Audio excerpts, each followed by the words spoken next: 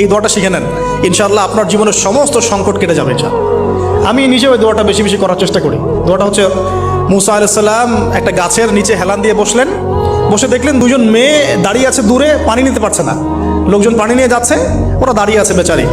মুসা আলাইহিস সালাম গিয়ে বললেন, কি সমস্যা আপনাদের? তারা বললেন যে আমাদের বাবা অনেক বৃদ্ধ মানুষ, আমরা পানি নিতে পারি না যতক্ষণ না আমাদের কম পানি নিয়ে চলে যায়।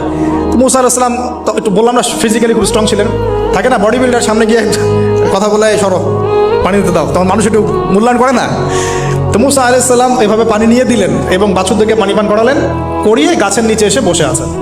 বসে বসে তিনি দোয়া করছেন, এই যে দোয়াটা তিনি দোয়া করছেন, রব্বি, একটা নেক কাজ করলেন, নেক কাজ করলেন না, মানুষের উপকার করলেন, নেক কাজ করে এসে গাছের নিচে বসে দোয়া করছে, আল্লাহ এখানে তো আমার খাবার পানি বাসস্থান কিছুই নাই, আমি কি করব? রব্বি ইন্নি লিমা আনজালতা ইলাইয়া মিন খায়রিন ফাকির, রব্বি ইন্নি লিমা আনজালতা ইলাইয়া মিন খায়রিন ফাকির।